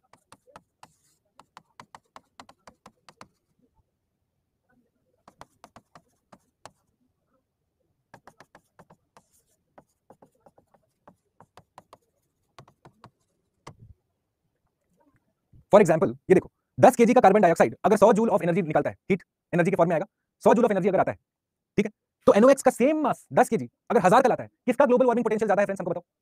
whose is more, carbon dioxide का या NOx का? इंपॉर्टेंट टर्म ऐड करना है, नहीं, नेक्स्ट कॉन्सेप्ट है फ्रेंड्स, टर्म नहीं, अभी कॉन्सेप्ट हम डिस्कस कर रहे हैं, हो गया, टर्म्स आप आधा पेज छोड़ दीजिए, कुछ इंपॉर्टेंट होगा तो मैं उसमें ऐड करूंगा आपको। किसका ज्यादा है मुझे बताओ। NOx का ज्यादा है, same mass of carbon dioxide 100 unit of heat निकाल रहा है, same mass of nitrogen dioxide या नाइट्रोजन ऑक्साइड का कोई भी वेरिएंट 1000 यूनिट निकाल रहा है, तो क्या मैं कह सकता हूं कि the global warming potential of NOx is higher than the global warming potential of carbon dioxide? Absolutely 100%। ठीक है, अभी हम देखेंगे, वैसे मैं एग्जांपल तौर बता रहा हूं, इसको लिखोगे मत, don't write this, I give you the exact figures also. ठीक है, कार्बन डाइऑक्साइड का 1 से शुरू करते हैं। अब आप देखो, वंस यू अंडरस्टैंड कि you are doing it by comparing to carbon dioxide, ये लाइन इसको मार्क करिए यहां पे, expressed as a multiple of the heat absorbed by the same mass of carbon dioxide. हमेशा आप कार्बन डाइऑक्साइड से major करते हो, बेंचमार्क जो है ना हमारा वो कार्बन डाइऑक्साइड। क्लैरिटी आ रहा है? Now let's go ahead and write down the global warming potential of all the green house gases. अब क्लैरिटी आ जाएगा कि अच्छा क्या सीन है। लिखिए यहां पे पॉइंट नंबर 2, चलो यार, पॉइंट नंबर 2 लिखिए यहां पे, the global warming potential of each greenhouse gas, okay, the global warming potential of each greenhouse gas tells us about its impact on the environment. Higher the GWP, more adverse the consequences. ठीक है, more adverse the consequences. okay, उसके बाद point number 3 लिखिए, क्योंकि carbon dioxide के मुकाबले हम बाकियों को हम मेजर करते हैं, करेक्ट, तो मतलब मैं लिख सकता हूं carbon dioxide has global warming potential of 1। देखो, क्योंकि मैं कार्बन डाइऑक्साइड के मुकाबले बाकियों को मेजर करूंगा, तो इसलिए मैंने इसको यूनिटी का दे दिया 1। प्रोडक्टिविटी की बात ही नहीं हो रही है यहां पे बात हो रहा है कि कौन ज्यादा डेंजरस है ह्यूमैनिटी के लिए, अर्थ के लिए कौन ज्यादा डेंजरस है। तो वो आप कैसे कर रहे हो, कार्बन डाइऑक्साइड को एक बेंचमार्क बना रहे हो, उससे कंपेयर करोगे आप बाकी सारे गैसेस को, इसलिए क्योंकि आपने इसको डिनोमिनेटर बनाया है तो आप इसको 1 लिख रहे हो भाई, कार्बन डाइऑक्साइड हमारा 1 है। Okay, correct. अब एक काम करो, नेक्स्ट टेबल ले लिखिए तो आगे बढ़ेगा। अब लिखिए हमें ग्रीन हाउस गैसेस का लिस्ट, एक साथ 2 कॉन्सेप्ट समझेंगे आप, ऐसा मैं आपको ग्रीन हाउस गैस अलग से नहीं समझाऊंगा। ये देखो ग्रीन हाउस गैसेस पहला कॉलम, ओके, नेक्स्ट कॉलम में लिखिए ग्लोबल वार्मिंग पोटेंशियल, ओके, और थर्ड कॉलम में लिखिए time period in the atmosphere या लाइफ टाइम लिख लो, lifetime in years. Okay, सबसे पहला greenhouse gas number 1 carbon dioxide. हाँ भाई, ग्लोबल वार्मिंग पोटेंशियल कितना है कार्बन डाइऑक्साइड का? Rita I discussed in geography, I know, correct, 1। अब कितने सालों के लिए ये रहता है? ठीक है, यहां पे लिखिए ऑन एन एवरेज लेके चलोगे अगर, carbon dioxide in the atmosphere stage for close to 100 years, 100 years. Number 2 लिखो, तो आपको ये भी सवाल हो जाएगा कि कौन ज्यादा, arrange in decreasing order of GWP, arranging descending order, ascending order, वो सब यहीं से डिटरमिन होगा। नेक्स्ट लिखिए हमारा दूसरा मीथेन ग्रीन हाउस गैस है, मीथेन, CH4 मीथेन। इसका global warming potential carbon dioxide के मुकाबले 27 गुना ज्यादा है, पर ये हमारे एटमॉस्फेयर में सिर्फ 12 साल तक रहता है। देखो आप, इसलिए COP28 में जाके इन्होंने मीथेन के लिए एक मेजर एग्रीमेंट साइन किया, जो इंडिया ने साइन नहीं किया बाय द वे। क्यों नहीं किया वो भी मैं बताऊंगा, पर this was the low hanging fruit. इस एग्रीमेंट के साथ आप बहुत सारा कार्बन हटा सकते हो जो कि सिर्फ 12 साल रहता था। आपका मेन मुद्दा क्या है? अगर आपको ग्लोबल टेंपरेचर घटाने हैं, आपको फोकस करना है इस पे, बाकियों पे फोकस करके तो ज्यादा कुछ चेंज होना नहीं है। नेक्स्ट नंबर 3 लिखिए नाइट्रस ऑक्साइड, जिसको NOx हम कहते हैं, नाइट्रस ऑक्साइड। ओके, इसका ग्लोबल वार्मिंग पोटेंशियल मीथेन के मुकाबले 10 गुना है, तो 270 के आसपास रफली। ठीक है, और ये रहता है कार्बन डाइऑक्साइड से 10 साल ज्यादा, 110। ओके, नंबर 4 जो सबसे इंपॉर्टेंट और सबसे डेंजरस है हमारा, वो है HFC, हाइड्रोफ्लोरोकार्बन। लिखिए हाइड्रोफ्लोरोकार्बन। ओजोन पढ़ते टाइम, ओजोन लेयर पढ़ते टाइम ज्योग्राफी में ये बहुत डिटेल में पढ़ाया जाता है उसका, इसलिए आप देखोगे मॉन्ट्रियल प्रोटोकॉल भी एक आया था। ठीक है, वो भी हम डिस्कस करेंगे आज तो नहीं हो पाएगा, पर ठीक है, विल डू इट। हाइड्रोफ्लोरोकार्बन, इसका जो ग्लोबल वार्मिंग पोटेंशियल है वो 1500 से 15000 टाइम ऑफ कार्बन डाइऑक्साइड रहता है। ठीक है, और ये हमारे एटमॉस्फेयर में रफली 15 साल से 250 साल तक मिल जाएगा, कहीं नहीं जा रहा वो, 250 साल तक। ओके, नेक्स्ट लिखिए नंबर 5 PFC, जिसको हम कहते हैं पर फ्लोरोकार्बन। अब आपको लग रहा होगा सर ये क्या है HFC, PFC? ये कंपाउंड्स हैं फ्रेंड्स, अलग अलग इंडस्ट्री, अलग अलग सेक्टर्स अलग अलग तरह का एमिशंस करते हैं। फॉर एग्जांपल मीथेन आप देखोगे कैटल इंडस्ट्री बहुत करता है, जहां पे गाय भैंस बछड़े बकरी ऑल द हर्बीवोर्स जहां होंगे ना, वहां मीथेन एमिशन होगा। ठीक है, तो जितना ज्यादा मीट खाओगे आप, मीट बेस्ड जितना आपका डाइट होगा, उतना ज्यादा आपका नॉन वेजिटेरियन फूड कहीं से आ रहा है, मतलब मीथेन एमिशन हो रहा है।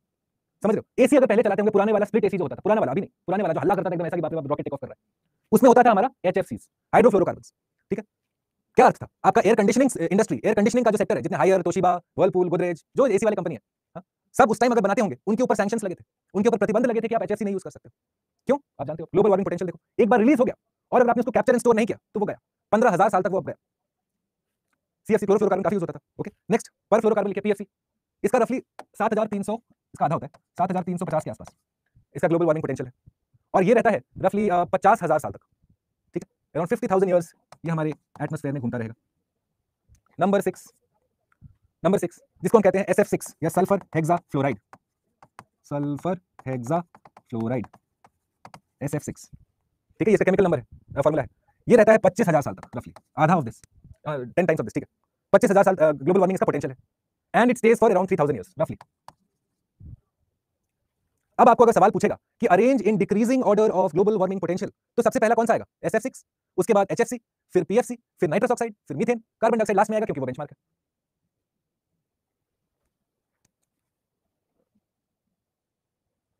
Numbers of GWP and years are different in book, number ऐसे भी ध्यान नहीं रखना है आपको। Is the order different? Tell me, go ahead और इसको सवाल के तौर पे कर डालो, डिसेंडिंग ऑर्डर में।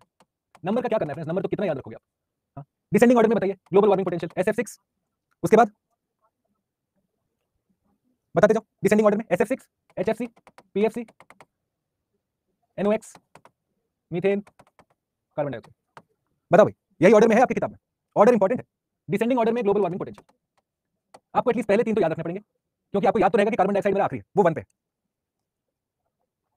लाइफ टाइम का मीनिंग एक्सप्लेन करो सृष्टि। लाइफ टाइम का मतलब कितने दिन तक वो मेरे एटमॉस्फेयर में रहेगा before it dissipates. Her gas एक पर्टिकुलर टाइम तक रहता है, that is the life time before it undergoes the process of dissipation. लिखो, प्रीवियस स्लाइड आप लोगों को देखना है ना, देख डालो, लिखो इधर। Tell me if you have any doubts here, then I can go forward. Not getting, मुझे GWP समझाइए। GWP का हमने क्या लिखा? The heat absorbed by any greenhouse gas as compared to the heat absorbed by the same mass of carbon dioxide, ठीक है। आपके जितने सारे ग्रीन हाउस गैसेस हैं वो सारे अनइक्वल तरीके से हीट अब्सॉर्ब करते हैं। तो हमें जानना जरूरी है ना, पॉलिसी अगर बनाना है आपको पहले साइंस पता होना चाहिए कि भाई कौन सा गैस ज्यादा डेंजरस है, कौन सा गैस कम डेंजरस है, कौन सा गैस है जो ज्यादा टाइम तक रहेगा हमारे अर्थ में, जिसका शब्द है जीवन काल रहेगा उसके अर्थ के एटमॉस्फेयर में। वो सारा इंफॉर्मेशन के बाद ही आप कोई पर्टिकुलर पॉलिसी बनाओगे ना। तो ग्लोबल वार्मिंग पोटेंशियल वही है कि हर एक ग्रीन हाउस गैस का गर्म करने का जो प्रवृत्ति जिसको हम कहते हैं वो किसका ज्यादा है। Are you getting? आपको ये स्टैटिस्टिक्स याद नहीं रखने, आपको बस इतना याद रखना है कि मेरा सबसे ज्यादा लाइफ टाइम किसका है, कार्बन डाइऑक्साइड का क्या GWP और लाइफ टाइम है, और असेंडिंग डिसेंडिंग ऑर्डर आपको एक बार ध्यान में रखना पड़ेगा, ठीक है। वाटर वेपर तो थोड़ी, वाटर वेपर तो इवेपोरेट होता है यार, वाटर वेपर थोड़ी एक्सप्लेन करोगे। मुझे बताइए, do you still have doubts on this? If you still have doubts then I can go and explain further. हमको क्वेश्चंस बताओ क्या क्या है, let me look at the questions. Lifetime PFC का ज्यादा है, चलो ऑनलाइन ही देखते हैं friends, let's go online. Global warming potential of GHGs देखते हैं।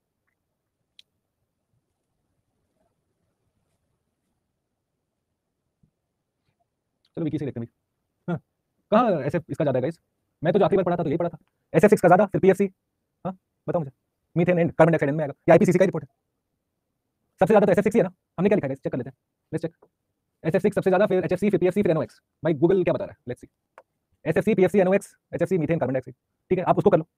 नाइट्रोजन डाइऑक्साइड को ऊपर कर लीजिए, HFC को नीचे कर लीजिए। IPCC 2014 का है ये। समझ में आया ग्लोबल वार्मिंग पोटेंशियल? ठीक है, आखिरी बार जो मैंने पढ़ा था मैंने तो ये पढ़ा था। अब आप लोग अगर नया कुछ इन्फॉर्मेशन आया हुआ तुमको बताएंगे, okay. Once you understood this concept, देखो अभी जब ये कांसेप्ट समझ गए तभी हम आगे जा पाएंगे। ग्लोबल वार्मिंग पोटेंशियल क्लियर रहना चाहिए आपको कि सबसे डेंजरस ग्लोबल वार्मिंग पोटेंशियल किसका है, कौन सबसे ज्यादा अवधि तक रहता है, कौन सबसे कम अवधि तक रहता है, you should know that. What is CFC, chlorofluorocarbon? We will discuss the think of it as compounds, compounds, harmful gases that are emitted by certain sectors. कुछ इंडस्ट्री कुछ गैसेस एमिट करती हैं और वो जाके हमारे एटमॉस्फेयर को हीट करते हैं, उसी को हम कहते हैं ग्लोबल वार्मिंग पोटेंशियल। कैसे हीट करते हैं, कैसे मेजर करते हैं उस हीट को आप? कार्बन डाइऑक्साइड के मुकाबले। Got it? चलिए आगे बढ़ते हैं, लेट्स गो फॉरवर्ड गाइस। इसमें भी PhD नहीं करेंगे हम, चलो चलो धीरे धीरे आगे बढ़ते चलते हैं। Let me look at the chat, दोनों बेसिस पे साक्षी पता होना चाहिए। By more focus on carbon dioxide, अभी देखेंगे, अभी विल सी ना, छेती छेती। Please confirm order, do one thing, write down this order, लिखो। First SF6, second PFC perfluorocarbon, third nitrogen oxide, nitrous oxide अपना sorry, fourth HFC, fifth methane, sixth carbon dioxide. Zoom zoom zoom zoom zoom, कहां से करूं zoom, ले लो, दिख रहा है, देखो देखो जूम कर दिया, देखो देखो, राइट दिस डाउन। देखिए क्या लिखा है, डेफिनेशन क्या लिखा है, global warming potential measures the relative warming impact of 1 unit mass of greenhouse gas as compared to carbon dioxide, जो मैंने आपको लिखा है, the heat that is absorbed. Where is carbon monoxide? Carbon monoxide is not a heat trapping gas. Will discuss clearly, geography आप लोगों ने ध्यान नहीं दिया था, ओके लेट्स गो फॉरवर्ड। मेरे को तो ज्योग्राफी भी पढ़ाना पड़ेगा इस हिसाब से, तो तब तो ना हो पाई, ओके लेट्स गो फॉरवर्ड। चलिए करते हैं एक करके, जब करना ही है तो करते हैं, धीरे धीरे क्या ही करना। लेट्स गो फॉरवर्ड फ्रेंड्स, चलिए चलो चलो आगे बढ़ो, उस पर आप नहीं रुकते। Now let's look at for example, ठीक है, इंडिविजुअल गैसेस को तो यहाँ पे हमने लिखे ना ये सारे, इनका आप थोड़ा विवेचना करते हैं, विश्लेषण करते हैं। What is the problem? I am not taking any questions, wait बाबू वेट, मैं पढ़ा नहीं पाऊंगा अगर क्वेश्चन खेलते रहते हो तो। चलो आगे बढ़ो, let's go first for carbon dioxide, number 1, short points लिखे यहाँ पे मेरे साथ। Carbon dioxide, carbon dioxide, okay, कैसे कैसे रिलीज होता है भैया मुझे बताओ। नेचुरली कार्बन डाइऑक्साइड रिलीज होता है, नेचुरली कार्बन डाइऑक्साइड रिलीज होता है, वोल्केनो से होता है, रेस्पिरेशन से होता है, और टेक्टोनिक प्लेट मूवमेंट से होता है। करेक्ट। तो जो आपकी बुक में वो लिखा हुआ है ना 5-6 पॉइंट्स, वो सही है। Natural causes of carbon dioxide emission, no problems. Let's write point number A, write down point number A. Okay, released through both natural plus artificial events. Okay, release through both natural plus artificial events. Natural आपको पता होगा, artificial events हमको बताइए क्या क्या होंगे, या artificial activities कौन कौन से artificial activities से आपका कार्बन डाइऑक्साइड आप रिलीज कर रहे हो। एग्जांपल लिखिए यहाँ पे, डिफॉरेस्टेशन, पेड़ काटोगे, ट्रैप्ड कार्बन निकला, डिफॉरेस्टेशन, हाँ, जितना ज्यादा फॉसिल फ्यूल जलाओगे आप, fossil fuel burning, etcetera, fossil fuel burning etcetera. लिखिए उधर, लिख के चलिए फ्रेंड्स, नहीं तो आप पीछे रह जाएंगे फिर। ओके, यहाँ पे लिखो, remains in the atmosphere for a lengthy time period, remains in the atmosphere for a lengthy time period. Okay, next, number 2, let's write about methane. Number 2, methane, point number A. Methane कहाँ से release होता है बताइए, where do we have a methane emission from? कहाँ से होता है? एक तो चलो मैंने आपको बताया कैटल इंडस्ट्री भर के करता है मीथेन एमिशन, ठीक है। तो लिखिए यहाँ पे, methane comes from both natural plus artificial sources, natural plus artificial sources दोनों से एमिट होता है। बी, ओके, लिखिए यहाँ पे, प्लांट मैटर ब्रेकडाउन, इससे मीथेन रिलीज होगा, प्लस प्लांट मैटर ब्रेकडाउन सबसे पहला। ओके, नेक्स्ट, लैंडफिल्स इन वेटलैंड्स लिखो यहाँ पे, प्लस प्लांट मैटर ब्रेकडाउन इन वेटलैंड्स प्लस लैंडफिल्स। हाँ, अगर आप कभी राइस फार्मिंग की है, या आपके आसपास राइस फार्मिंग हो रहा है, तो उससे मीथेन एमिशन हो रहा है। ओके, नेक्स्ट आप देखेंगे आपके, इनकम्प्लीट डाइजेशन बाय लाइवस्टॉक, जो कैटल है आपका, उनसे मीथेन एमिशन होता है। Okay, and then you have से फर्टिलाइजर, मैन्योर से भी होता है, plus manures etcetera, methane emissions. देखिए कहाँ से हो रहा है, वो समझना जरूरी है, उसके बाद ही बाकी का समझ पाएंगे, ठीक है। नेक्स्ट पॉइंट लिखो यहाँ पे सी में, methane absorbs significantly higher heat, amount of heat than carbon dioxide, thus higher GWP.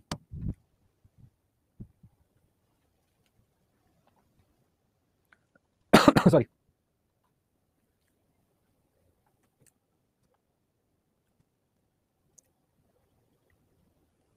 देखा लैंडफिल क्या होता है, क्या लगता है शब्द के हिसाब से सोचो निकिता, क्या होता होगा लैंडफिल? अगर किसी चीज का नाम लैंडफिल है तो क्या होता होगा?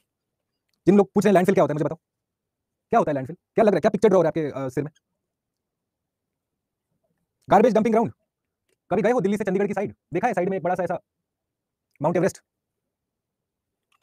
कभी देखा है? दिल्ली से चंडीगढ़ जाते साइड एक मस्त माउंट एवरेस्ट बना हुआ है यहाँ पे मूर्थल के पहले। हाँ, क्या है वो, सोचा है कभी? एक तरीके से वो बेंचमार्क ही बन गया कि दिल्ली आ गया when you see that landfill. क्या है, एक बड़ा सा लैंड है, उसमें कूड़ा कचरा सब ये सब कुछ फेंके उधर, करेक्ट। तो क्या होता है वहाँ पे, इनकम्प्लीट ब्रेकडाउन हो रहा है आपका, धूप लग रही, बारिश हो रहा, हवा लग रहा, इनकम्प्लीट ब्रेकडाउन हो रहा है, उसके चलते आपका मीथेन एमिशन हो रहा है। साइड, ठीक है, राइस फार्मिंग से कैसे मीथेन होता है बताइए गाइस, राइस फार्मिंग से कैसे मीथेन होता होगा? Think, what is causing my methane emission from rice farming?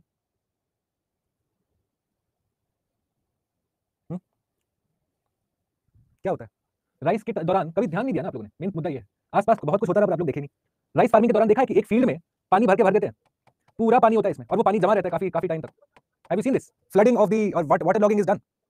मुझे बताओ, डबल बबल छोड़ दो अभी, देखा है? जहां पे भी राइस का कल्टीवेशन हो रहा होगा वहां पे स्टिल वाटर होगा, वहां पे क्या होता है इवेंचुअली एनएरोबिक कंडीशंस डेवलप होते हैं आपके। एनएरोबिक का अर्थ क्या होता है? Lack of, what is anaerobic? Lack of what? Oxygen और carbon dioxide, lack of oxygen, this is it, because of continuous stagnant water आपके एनएरोबिक कंडीशंस वहां डेवलप होते हैं, जिसके चलते आपके एनएरोबिक बैक्टीरिया उस एरिया में आते हैं, और उसके चलते again you have the whole thing, no the whole again the bacteria that comes, वो पूरा का पूरा मीथेन एमिशंस करता है। क्यों? क्योंकि आपका पानी का जमा हो रहा है, ठीक है। वो बैक्टीरिया आके आपके जो सॉइल में जो ऑर्गेनिक मैटर होगा उसको तोड़ना शुरू करेगा मॉइस्चर के प्रेजेंस में, मीथेन एमिशंस। आप लोग ध्यान नहीं देते हो, मेन प्रॉब्लम इंक्विजिटिव नहीं हो, सोचते नहीं हो यार क्यों हो रहा है, व्हाट इज द सीन, क्यों डाल रहे पानी, क्या होता होगा इससे? क्योंकि किताबों में तो ये ना बताएंगे आपको फ्रेंड्स, किताब तो आपको एक नोट्स दिखा देगा बस। चलिए नंबर 3 मीथेन हो गया, number 3 the next gas friends, बताइए कौन सा था नेक्स्ट गैस हमारा? नाइट्रस ऑक्साइड, लिखो nitrous oxide, point number A. यहाँ पे कैसे कैसे प्रोड्यूस होते हैं, produce by farming practices, okay, produce by farming practices, okay. उसके बाद commercial and organic fertilizer production and use दोनों, ओके, प्रोडक्शन एंड यूज। उसके बाद बर्निंग फॉसिल फ्यूल्स,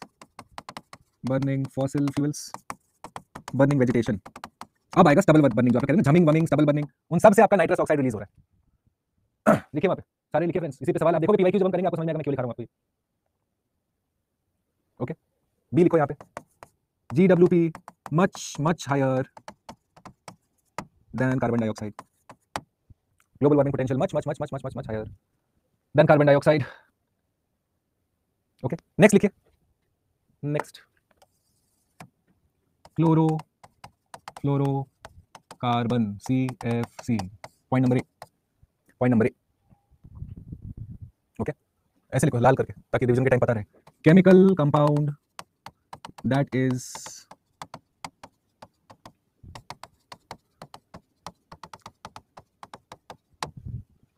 ठीक है, बाकी सब भले देख रहे हो आप, पर ये नेचुरली आपको नहीं मिलेगा, ठीक है।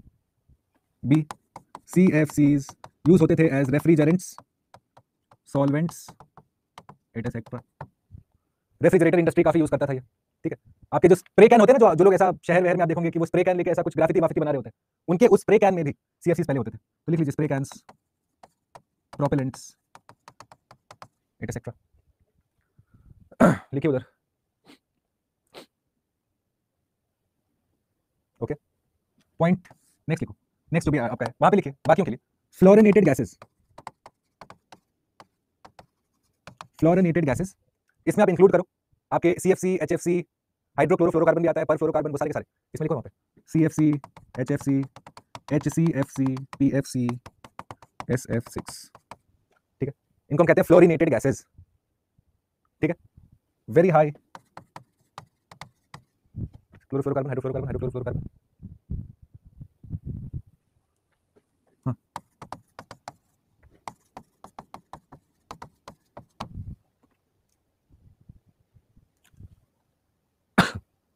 सॉरी,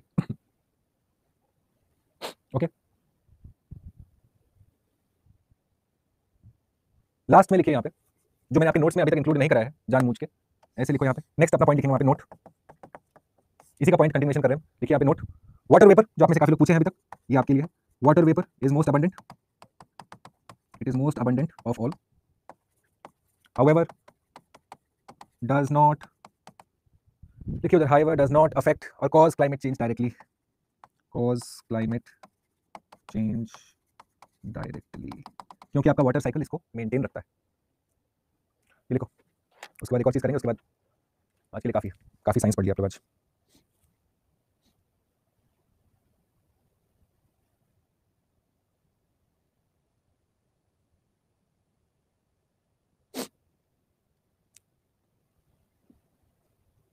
लिखा,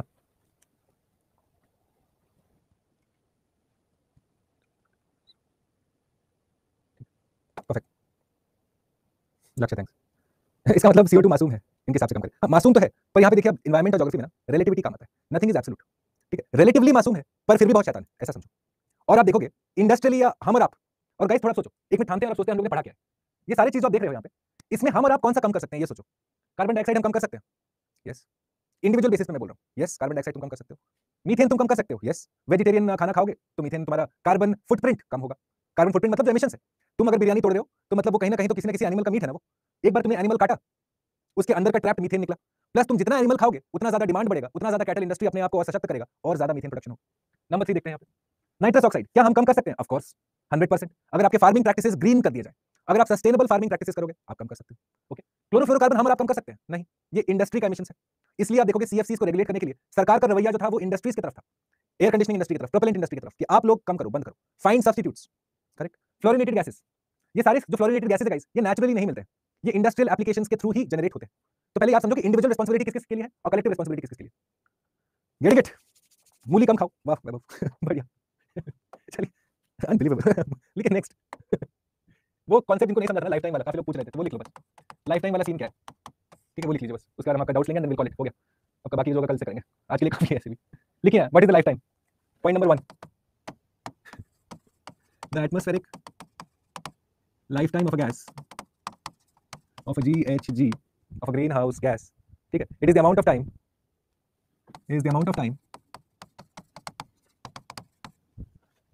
that the gas remains in the atmosphere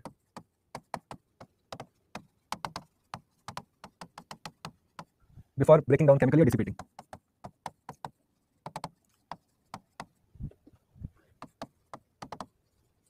Before breaking down chemically,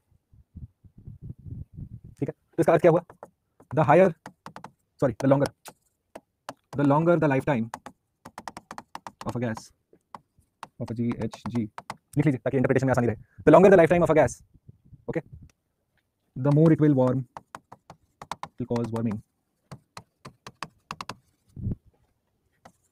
as compared, the more it will cause warming as compared to gases या GHGs with smaller lifetime.